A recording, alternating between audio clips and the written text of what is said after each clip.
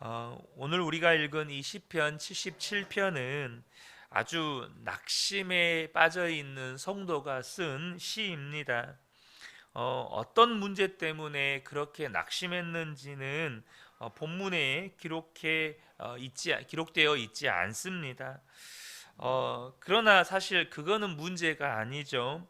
사실 우리도 뭐 건강의 문제가 되었든 혹은 재정의 문제가 되었든 사랑하는 사람과의 관계의 아픔이 되었든 또 여러 가지 이유로 당하는 환난과 핍박과 고난의 문제가 되었든 우리도 인생을 살아가다 보면 다양한 이유로 낙심에 빠질 때가 있습니다. 어, 그래서 오늘 말씀을 가만히 보면 사람이 낙심이 찾아올 때 어떤 현상이 나타나는지를 먼저 보여주는데요. 첫 번째는 뭐냐면 하나님께 기도를 해도 막 악을 쓰면서 기도하게 될 때가 있어요. 소리 지르면서 기도하게 될 때가 있다는 거죠. 1절을 보면 내가 하나님께 소리 높여 부르짖습니다. 부르짖는 이 소리를 들으시고 나에게 귀를 기울여 주십시오. 여러분 하나님 앞에 악을 쓰면서 기도해 본 적 있으십니까? 저도 사실 하나님 앞에 기도할 때 하나님 앞에 당신 해가면서 기도했던 적도 있습니다. 당신이 나를 불렀으니 책임지셔야 되지 않겠습니까? 왜 그때는 그렇게 기도했는지 지금은 좀 하나님 앞에 죄송스럽기도 한데 그렇게 막 하나님께 막 악을 쓰면서 대들며 기도했던 적도 있었습니다. 두 번째는 오늘 본문에 보니까 사람이 낙심되면 불면증에 시달리기도 하게 됩니다. 2절과 4절을 보면 내가 고난당할 때에 나는 주님을 찾았습니다. 밤새도록 두 손 치켜들고 기도를 올리면서 내 마음은 위로를 받기조차 마다하였습니다. 4절에 주님께서 나를 뜬 눈으로 밤을 지새우게 하시니 내가 지쳐서 말할 힘도 없습니다. 사실 저도 개인적으로는 굉장히 잠을 잘 자는 사람입니다. 날마다 새벽 예배를 하니까 뭐 밤에 이렇게 일찍 자는 것도 있지만 한 번은 제가 아이들을 데리고 그 해남으로 수련회를 간 적이 있는데 이제 남자 아이들은 그 빌린 교회 예배당에서 다 같이 잠을 잤거든요. 근데 제 옆에서 함께 이렇게 주무시던 남자 집사님이 아침에 하시는 말씀이 와 목사님은 이 머리를 등이 뒤에 이게 바닥에 대자마자 한 2, 3분이니까 코를 골며 자더라고. 이렇게 푹 자더라는 거예요. 근데 그렇게 잠을 잘 자던 저도 정말로 뜬 눈으로 밤을 지새워 본 적도 있습니다. 정말 힘들더라고요. 그래서 아내도 뜬 눈으로 밤을 지새웠는데 서로 같이 마주 보며 누워서 밤을 샌 적이 있어요. 잠이 안 나가지고 너무너무 힘이 들어가지고 그랬던 적도 있습니다. 또 세 번째 특징 중에 하나가 뭐냐면 말이 부정적으로 바뀌게 된다는 겁니다. 7절에 보면 주님께서 나를 영원히 버리시는 것일까? 다시는 은혜를 베풀지 않으시는 것일까? 여러분, 이게 말이 됩니까? 주님이 우리를 버리시는 일이 있습니까? 주님은 절대 우리를 떠나지 않으십니다. 그런데 내 입에서 이제 말이 막 나오는 거예요. 주님이 나를 버리셨나? 나에게 은혜는 다시 이제 안 베푸시나? 8절과 9절들 보면 한결같은 그분의 사랑도 이제는 끊기는 것일까? 그분의 약속도 이제는 영원히 끝나버린 것일까? 하나님께서 은혜를 베푸시는 일을 잊으신 것일까? 그의 노여움이 그의 긍휼을 거두어 들이신 것일까 하였습니다. 그러니까 이렇게 마음이 상하면 내 속에서 이게 말이 안 되는 말들이 막 나와요. 하나님에 대한 의심, 하나님에 대한 불신, 또 하나님에 대한 뭐 원망, 불평, 뭐 사람을 향한 말은 또 말도 할 것도 없죠. 사람을 향한 또 원망과 불평, 그렇게 말이 나오는 것이죠. 그런데 여러분, 사람이 낙심을 하게 되면 낙심한 당사자만 힘든 게 아니고 주변 사람들도 힘들게 합니다. 여러분, 우리가 시편 77편을 읽으실 때 여러분 은혜된다 이런 마음으로 오늘 본문 읽으셨습니까? 사실 이제 뭐 새벽에 피곤해서 비몽사몽간에 읽으실 수도 있는데요. 이 말씀을 읽어보면 와, 은혜가 된다. 뭐 나의 힘이 되신 여호와여, 내가 주님을 사랑합니다. 뭐 이런 말씀 아니고, 여호와는 나의 반석이시요 나의 요새시요 나의 산성이시니, 이런 말씀 아니고, 오늘 이 본문의 말씀은 하나님이 나를 버리셨나, 하나님이 나에게 은혜를 더 이상 베풀지 않으시나, 막 이런 내용들이 쭉 기록이 되어 있거든요. 뭘 말하는 겁니까? 여러분, 우리가 이런 낙심되어 있는 글만 봐도 영향을 받아요. 그래서 내가 낙심이 되면 당장에는 가까운 가족들 또 주변 사람들에게도 영향이 간다는 거죠. 여러분, 기억하셔야 됩니다. 성도는 낙심해서 빨리 회복하는 것도 사명입니다. 왜냐하면 하나님께서 성도는요, 축복의 통로로 부르셨어요. 성도는 기쁨의 근원으로 부르셨어요. 나를 통해서 누군가를 행복하게 하고, 나를 통해서 누군가가 복받게 만들고, 나를 통해서 누군가가 주님을 바라보도록 만드셨는데, 성도가 낙심에 있다는 건 여러분, 내 낙심이 또 누군가에게 막 전염이 돼요. 여러분, 낙심되어 계십니까? 하루속히 회복하는 것 또한 사명이라는 거 기억하셔야 합니다. 다른 사람들을 성도는 힘 빠지게 하고 어렵게 하는 사람이 되면 안 된다는 거예요.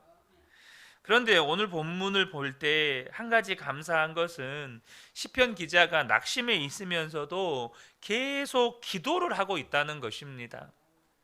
여러분, 기도가 멈추지 않았다면 성도에게는 여전히 희망이 있는 겁니다. 기도를 하고 있다는 건 결국 반전의 때가 온다는 거예요. 결국에는 그 모든 상황이 뒤집어질 때가 온다는 겁니다. 욥이 이유 없는 고난, 정말 말로 다 표현할 수 없는 고난을 당했습니다. 하루아침에 모든 재산을 다 잃습니다. 여러분, 오죽했으면 과거에 여러분 그 우리나라의 희대의 사기꾼 그 조희팔 씨라는 분 아시죠? 그분이 한국 그 대한민국 건국 이래 가장 큰 규모의 액수의 사기를 쳤습니다. 전 재산 혹은 친구, 뭐 부모, 형제, 이웃 돈까지 다 끌어가지고 거기에 투자했던 사람이 하루아침에 모든 돈을 날렸을 때 그 사기로 인해서 목숨을 끊은 사람이 수십 명입니다. 사람이 재산 하나를 잃는다는 것조차도 이렇게 사람에게 충격을 줘요. 목숨을 끊을 정도의 충격을 주기도 합니다. 하루아침에 모든 재산을 잃었고, 또 그보다 더 큰 충격으로 모든 자녀가 하루아침에 죽습니다. 제가 아는 전도사님 예전에도 말씀드렸는데 11개월 사이에 할머니, 아버지, 큰오빠가 다 돌아가셨대요. 11개월 사이에. 그때가 딱 그 전도사님 나이가 20살이었는데 한 3년간은 정신이 안 차려지더래요. 할머니, 아버지, 오빠가 이렇게 11개월 사이에 돌아가시는데 한 3년은 마음을 추스리지도 못하고 정신을 못 차리면서 3년을 지냈다고 하시더라고요. 여러분, 근데 하루아침에 10 자녀가 다 죽습니다. 어떤 부모가 제정신이겠어요? 그런데 또 건강도 잃습니다. 온몸에 악창이 나고 긁을 게 없어서 기아 조각으로 몸을 긁고, 그런 자신을 아내가 하나님을 저주하라고 하면서 자기를 비난하며 떠나갑니다. 욥은 하나님이 왜 나 자신에게 이렇게 하시는지 이해할 수가 없었습니다. 그래서 더 괴로운 거예요. 하나님이 왜 이렇게 하시나. 그런데 욥이 끝까지 견뎌내고 갑절의 복을 받습니다. 욥이 의로워서입니까? 나중에 욥이 책망받잖아요. 의로워서가 아닙니다. 무엇 때문입니까? 욥이 끝까지 기도를 포기하지 않습니다. 하나님과 대화를 포기하지 않아요. 결국에는 견뎌내고 마귀의 시험의 때가 다 지나갑니다.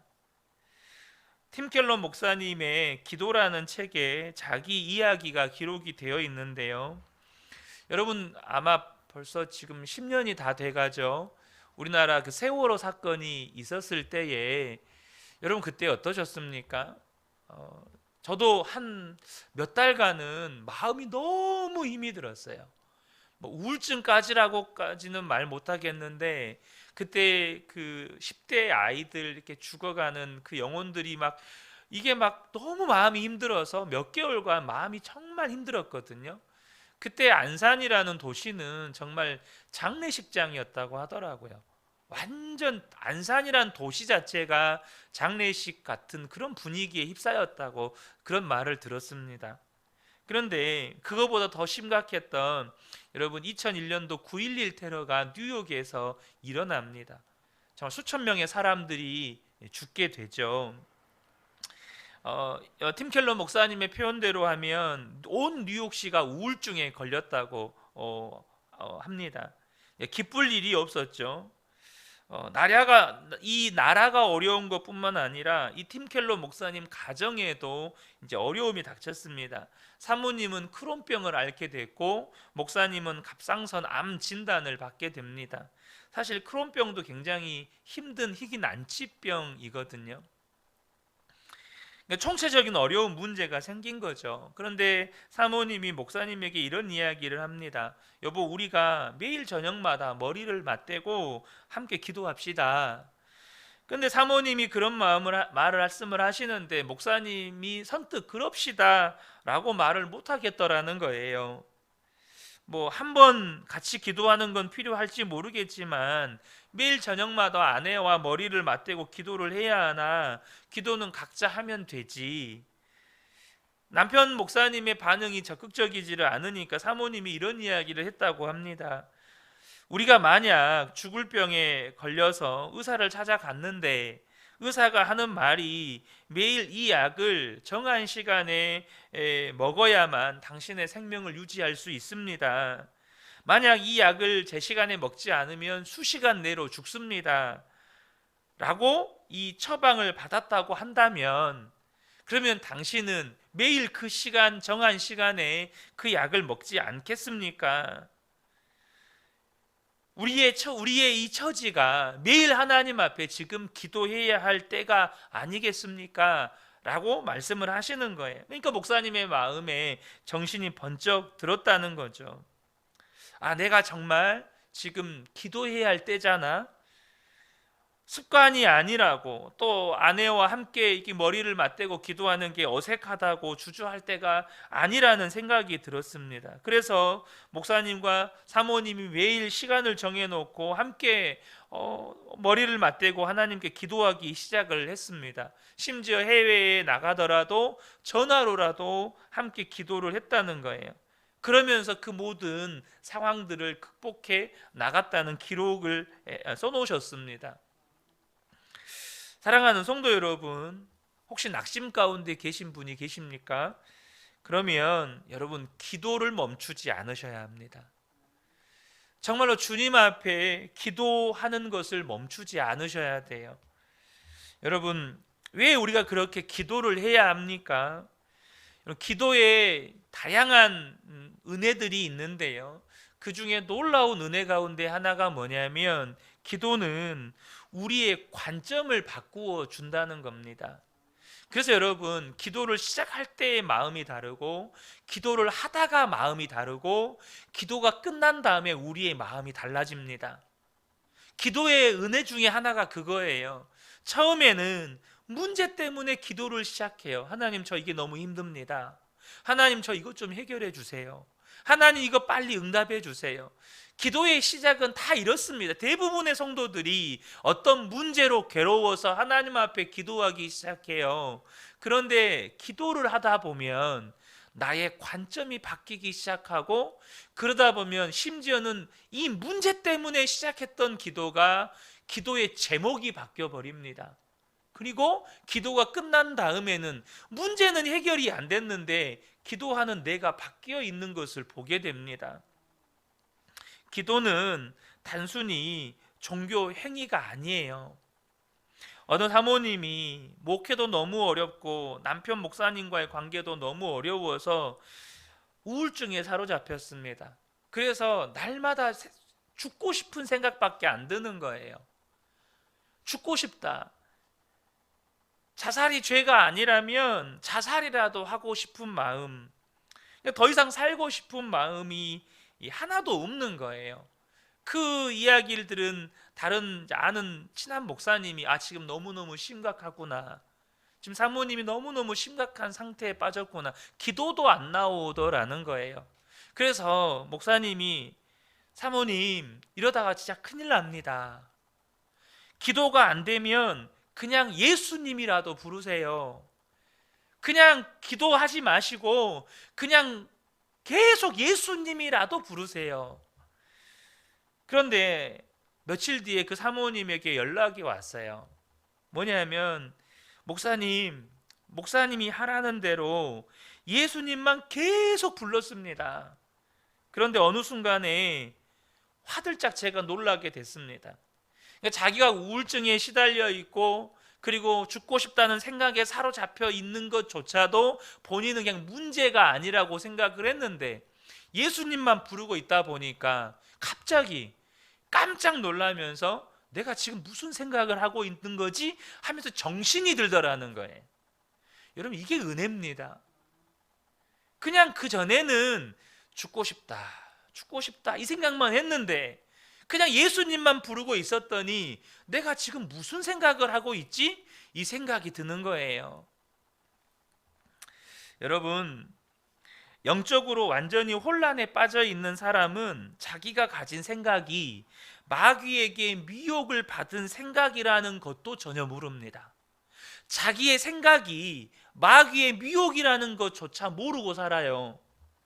그런데 기도하면 비로소 내가 무슨 생각을 해야 하는지 알게 된다는 겁니다. 여러분, 우리의 궁극적인 기도 제목은 하나님이십니다. 문제를 보고 기도하면 기도를 계속해도 마음이 어려워요. 무슨 말이냐? 문제를 보고만 기도했기 때문입니다. 그러니까 하나님, 이 문제 해결해 주세요, 저 문제 해결해 주세요라고 계속 기도를 하잖아요. 근데 기도를 해도 많은 성도들이 이런 표현들을 씁니다. 기도를 해도 답답해요. 기도를 해도 마음이 너무너무 답답해요. 물론 모든 분들이 원인의 100%가 문제를 바라보고 기도했기 때문입니다 라고 말할 수는 없을지 몰라요. 하지만 그 대부분의 이유는 뭐냐 하면 여전히 그 문제만 바라보고 기도했기 때문이에요. 여러분, 기도해도 답답하십니까? 그럼 여러분이 기도할 때 내가 지금 무엇을 바라보고 기도했는가부터 보셔야 돼요. 기도를 30분 했으면 30분 내내 그 문제만 생각하며 기도를 하는 거예요. 1시간을 기도했으면 1시간 내내 그 문제에만 집중하면서 기도를 하는 거예요. 그러면 기도가 끝나도 내 속에는 그 문제만 더욱 선명해집니다. 문제의 해법이 보이고 주님이 보이는 게 아니라 그 문제만 더욱 선명해지는 거예요. 여러분, 기도를 할 때요, 주님을 바라보셔야 합니다. 기도를 하더라도 주님을 바라보시면서 기도를 하셔야 돼요. 제가 군대를 전역하고 학교를 복학하고 한 지 얼마 안 됐을 때, 제가 예전에도 이야기했지만 사고로 다리를 크게 다쳐서 2년의 시간 동안 수술과 재활을 반복을 했었습니다. 영적으로 완전히 제가 피폐해지고 슬럼프에 빠졌습니다. 제가 그렇게 영적으로 슬럼프에 빠질 수밖에 없었던 이유 중에 하나는 뭐냐면, 하나님을 믿는다고 하면서도 저를 믿고 살았기 때문입니다. 군대 막 제대하고 복학을 해서 몸 건강하지, 또 젊지, 내 마음속에 무엇이든지 할 수 있겠다라는 생각으로 가득 차 있었습니다. 그런데 한순간에 건강을 잃고 평생 장애를 가지게 되었다는 사실이 저를 너무나도 낙심하게 만들었어요.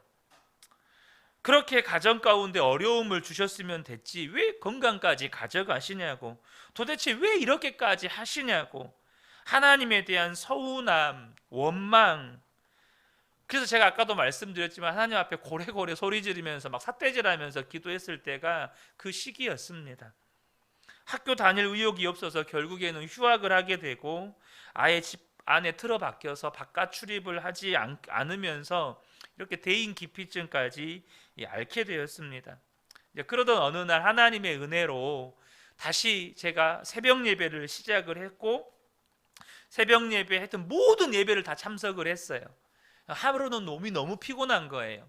대학교 4학년이니까 한참 임용시험도 준비하고 막 이러던 때라 모든 예배에 참여하고 새벽 예배에 참여하고 뭐 금요기도에 참여하니까 하루는 몸이 너무 피곤해서 도저히 금요기도에 끝나고 집에를 갔다 오면 새벽 예배를 못 나올 것 같아서 교회에서 잠을 자고 새벽 예배를 참석을 했습니다. 근데 한 서너 시간밖에 잠을 못 자니까 너무 피곤해서 예배 시간에 내졸았습니다. 설교 시간에 내졸다가 이제 기도 시간이 돼서 기도는 시작해야겠는데 주여 하다가 졸고 주여 하다가 졸고 그걸 한 5분 10분을 계속 주여 하다가 졸고 이거를 반복을 했습니다.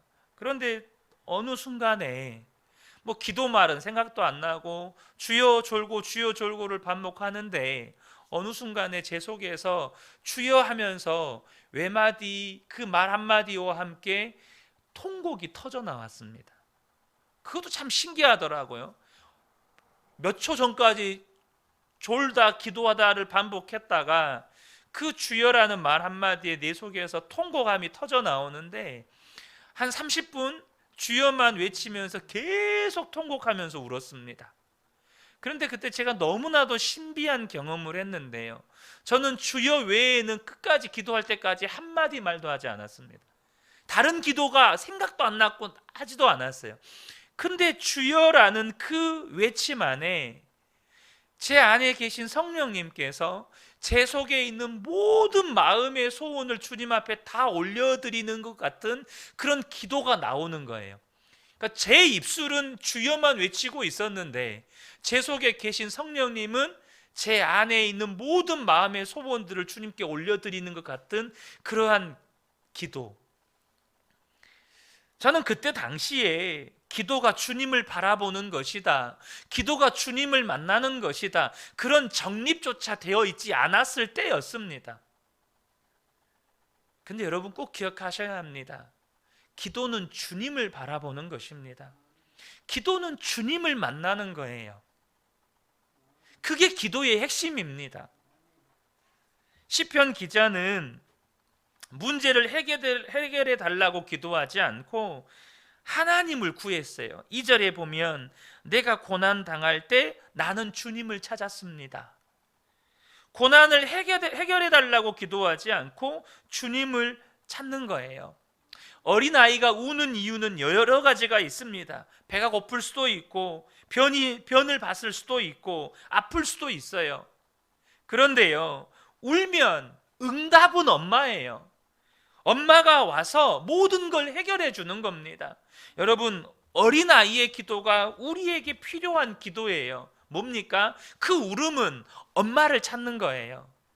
여러분, 우리가 정말로 탁월한 언변으로 기도하지 않아도 돼요. 주님을 찾으면 되는 겁니다. 그리고 주님이 내 삶에 임재하시고 주님이 내 삶에 임하시면 다 끝나는 거예요.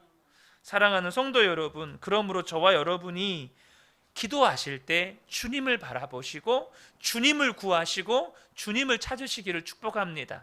주님이 임하시면 모든 문제는 끝이 납니다. 이 새벽에 함께 예배한 우리 모든 성도님들이 기도 가운데 주님을 찾으시고 주님을 온전히 만나는 그런 기도의 은혜를 누리게 되시기를 예수님의 이름으로 축복합니다. 아멘. 기도하겠습니다.